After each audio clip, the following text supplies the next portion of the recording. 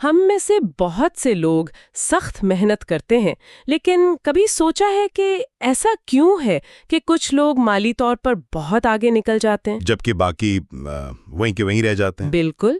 کیا یہ صرف قسمت کا کھیل ہے یا پھر سوچ کا کوئی فرق ہے؟ یہی سوال آج کی ہماری گفتگو کا مرکز ہے۔ آج ہم رابرٹ کیوساکی کی مشہور کتاب رچ ڈیڈ پور ڈیڈ کے خلاصے کا گہرائی سے جائزہ لے رہے ہیں۔ جی، اور ایک بات شروع میں ہی واضح کر دوں کہ یہ کوئی جلدی امیر بننے کی اسکیم نہیں ہے۔ اچھا؟ اس کی اصل طاقت تکنیکی مشوروں میں نہیں، بلکہ یہ پیسے کے بارے میں ہماری پوری ذہنیت کو چیلنج کرتی ہے۔ یہ بتاتی ہے کہ امیر اور غریب میں سب سے بڑا فرق ان کی سوچ کا ہے۔ بالکل، اور یہ سوچ دو کرداروں کے ذریعے سامنے آتی ہے۔ مصنف کے دو باپ جی۔ پہلے ہیں پور ڈیڈ، جو ان کے اپنے والد تھے، ایک انتہائی پڑھے لکھے شخص، پی ایچ ڈی، اور ان کا فلسفہ وہی تھا جو ہم میں سے اکثر نے سنا ہے کہ خوب پڑھو، اچھے نمبر لاؤ اور پھر ایک محفوظ نوکری ڈھونڈو۔ جی، اور دیکھیں ایک زمانے میں یہ بہترین مشورہ تھا، اس میں کوئی برائی نہیں تھی۔ صحیح۔ ایک کمپنی کے ساتھ پوری زندگی گزارنا کامیابی کی علامت تھی۔ لیکن آج کی دنیا بدل چکی ہے، اور اسی بدلی ہوئی دنیا کی نمائندگی کرتے ہیں رچ ڈیڈ، جو مصنف کے دوست کے والد تھے۔ جی، جنہوں نے 8ویں جماعت کے بعد پڑھائی چھوڑ دی تھی، لیکن وہ ہوائی کے امیر ترین لوگوں میں سے ایک بنے۔ اور ان کا فلسفہ بالکل الٹ تھا۔ وہ کہتے تھے اسکول تمہیں ایک اچھا ملازم بننا سکھاتا ہے، مالک بننا نہیں۔ اور ان کا سب سے بڑا اصول تھا، پیسے کے لیے کام مت کرو، بلکہ پیسے کو اپنے لیے کام پر لگاؤ۔ اور یہی وہ بنیادی تصادم ہے جس پر پوری کتاب کی عمارت کھڑی ہے۔ بالکل، ایک طرف فعال آمدنی ہے، مطلب آپ اپنا وقت بیچ کر پیسہ کماتے ہیں، یعنی اگر کام نہیں کریں گے تو پیسہ نہیں آئے گا۔ جی، اور دوسری طرف ہے غیر فعال آمدنی، ایسے اثاثے بنانا جو آپ کے لیے پیسہ کمائیں، چاہے آپ سو بھی رہے ہوں۔ تو یہ صرف دو لوگوں کی کہانی نہیں، یہ پیسے کے بارے میں دو مختلف فلسفوں کا ٹکراؤ ہے۔ بالکل۔ تو پھر رچ ڈیڈ کا یہ فلسفہ کام کیسے کرتا ہے؟ یہیں پر کتاب کا سب سے اہم اصول سامنے آتا ہے۔ اثاثوں اور واجبات کا فرق، ایسٹس اور لائبلٹیز۔ کتاب کہتی ہے کہ اگر صرف یہ ایک چیز سمجھ لیں تو آپ کی مالی زندگی بدل سکتی ہے۔ تعریف بہت سادہ ہے۔ جی، اثاثہ وہ چیز ہے جو آپ کی جیب میں پیسہ ڈالتی ہے، اور واجبات؟ اور واجبات وہ جو آپ کی جیب سے پیسہ نکالتی ہے۔ بس اتنی سی بات ہے۔ لیکن یہ اتنی سادہ بھی نہیں ہے نا؟ نہیں، کیونکہ اسی سادگی میں ایک گہرا راز ہے۔ کیوساکی کے مطابق امیر لوگ اثاثہ جمع کرتے ہیں، جبکہ باقی لوگ نادانستگی میں واجبات جمع کرتے رہتے ہیں، یہ سمجھتے ہوئے کہ وہ اثاثے بنا رہے ہیں۔ بالکل۔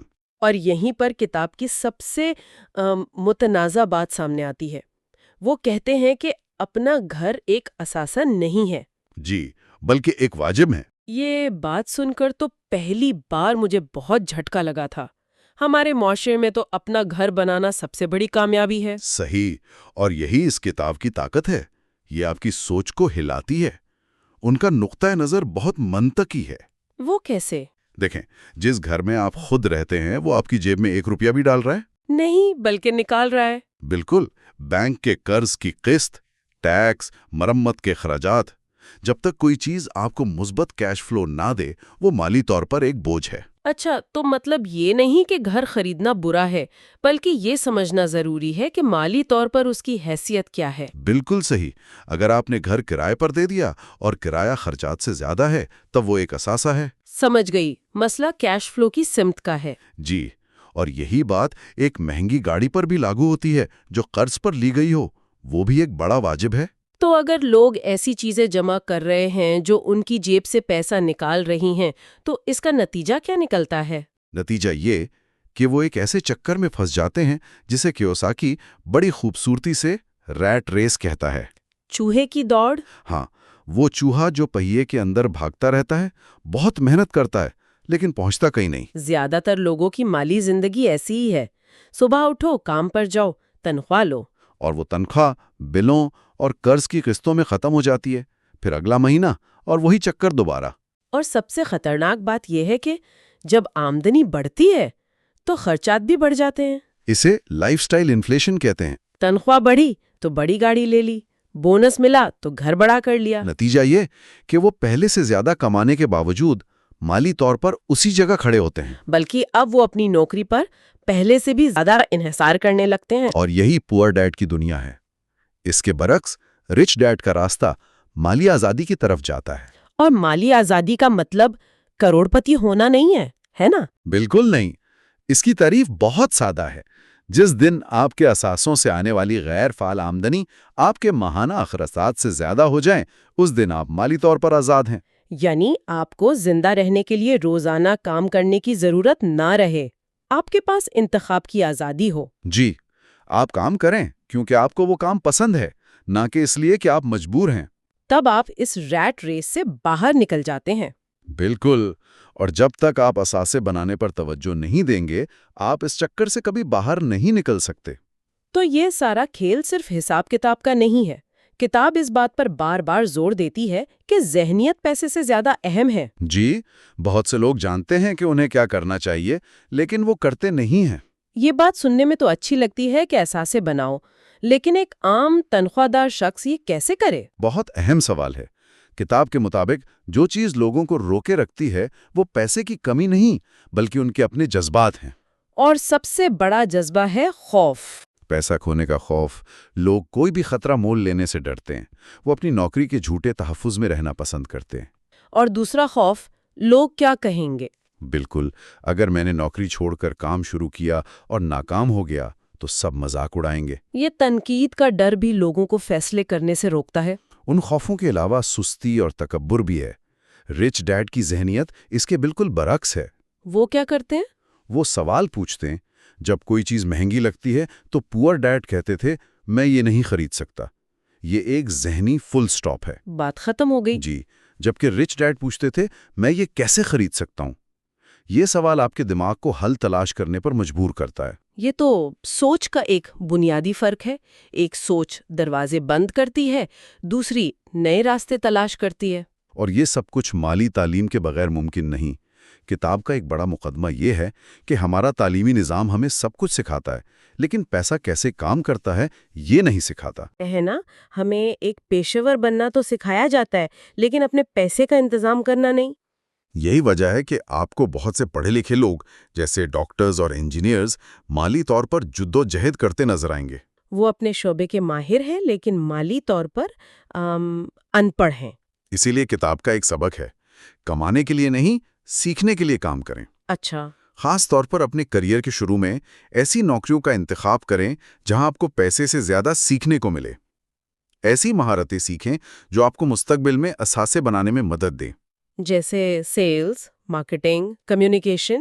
جی، یہ وہ مہارتیں ہیں جو آپ کو کسی بھی شعبے میں کامیاب بنا سکتی ہیں۔ یہ بہت گہرا نقطہ ہے۔ اب کچھ مزید ٹھوس نکات پر بات کرتے ہیں۔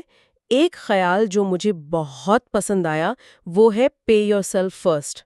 ہاں، اور اس کا مطلب وہ نہیں جو زیادہ تر لوگ سمجھتے ہیں۔ مطلب یہ نہیں کہ تنخواہ آئے تو پہلے شاپنگ کر لو۔ نہیں، بالکل نہیں۔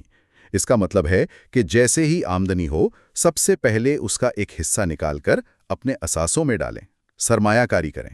اور پھر جو بچے اس سے اخراجات پورے کریں۔ جی، یہ ایک نفسیاتی چال ہے۔ جب آپ کے پاس بل ادا کرنے کے لیے پیسے کم پڑتے ہیں تو یہ دباؤ آپ کو مزید پیسہ کمانے کے نئے طریقے سوچنے پر مجبور کرتا ہے۔ جبکہ عام طور پر لوگ پہلے سب کے بل ادا کرتے ہیں اور آخر میں کچھ نہیں بچتا۔ بالکل۔ اور ناکامی کے بارے میں کیا خیال ہے؟ پور ڈیڈ کے لیے ناکامی ایک بری چیز تھی، جبکہ رچ ڈیڈ کا ماننا تھا کہ ناکامی کامیابی کا ایک لازمی حصہ ہے۔ وہ کہتے تھے کہ میں اس لیے امیر ہوں کیونکہ میں نے تم سے زیادہ بار ناکامی کا منہ دیکھا ہے۔ یہ بھی ذہنیت کا ہی فرق ہے۔ زیادہ تر لوگ غلطیاں کرنے سے اتنا ڈرتے ہیں کہ وہ کبھی کوشش ہی نہیں کرتے۔ اور اسی وجہ سے ان کی مالی ترقی رک جاتی ہے، جبکہ امیر لوگ ناکامی کو سیکھنے کا ایک موقع سمجھتے ہیں۔ آخر میں ٹیکس کا موضوع بھی بہت دلچسپ ہے۔ ایک ملازم کی تنخواہ سے ٹیکس سب سے پہلے کٹ جاتا ہے، جبکہ امیر لوگ ایسا نہیں کرتے۔ وہ ٹیکس کے قوانین کو اپنے فائدے کے لیے استعمال کرنا سیکھتے ہیں۔ وہ کارپوریشنز اور کمپنیوں کا ڈھانچہ استعمال کرتے ہیں۔ جی، ایک ملازم کا فارمولا ہے، کماؤ، پھر ٹیکس دو، پھر خرچ کرو۔ اور ایک کارپوریشن کا مالک؟ وہ پہلے کماتا ہے، پھر اپنی کمپنی کے تمام جائز اخراجات کرتا ہے، اور آخر میں جو منافع بچتا ہے صرف उस पर टैक्स देता है। ये तो बहुत बड़ा फर्क है। ये इल्म की ताकत की एक और मिसाल है। तो अगर हम इन तमाम नुकात को समेटें तो इस सब का बड़ा पैगाम क्या बनता है? बड़ा पैगाम ये है कि माली आज़ादी का ताल्लुक लालच से नहीं बल्कि इल्म और पैसे के साथ अपने ताल्लुक को बदलने से है। ये एक मुलाजिम की सोच से निकलकर एक मालिक और सरमायाकार की सोच अपनाने का सफर है। ये समझने का सफर है कि आपकी नौकरी आपका सबसे बड़ा असासा नहीं है बल्कि आपका दिमाग है। तो रिच डैड पुअर डैड सिर्फ पैसा कमाने की गाइड नहीं बल्कि ये हमारी बुनियादी सोच को चैलेंज करती है। बिल्कुल। ये हमें याद दिलाती है कि हमारी सबसे बड़ी दौलत हमारा दिमाग है और माली तालीम हासिल करके हम अपनी जिंदगी का कंट्रोल अपने हाथ में ले सकते हैं। इस सारी बहस के बाद एक गहरा सवाल ये पैदा होता है जी, अगर माली तालीम इतनी ही ज़रूरी है तो हमारे तालीमी निज़ाम में इसे मरकज़ी हैसियत क्यों हासिल नहीं? हमारे स्कूल और कॉलेज हमें पैसे की ज़बान क्यों नहीं सिखाते? ये सोचने की बात है। कहीं ऐसा तो नहीं कि हमारा मौजूदा तालीमी ढांचा हमें लाशऊरी तौर पर पुअर डैड की ज़हनियत के लिए ही तैयार कर रहा है? अच्छे फर्माबरदार मुलाजिम बनने के लिए, ना कि आज़ाद सोच रखने वाले मालिक बनने के लिए?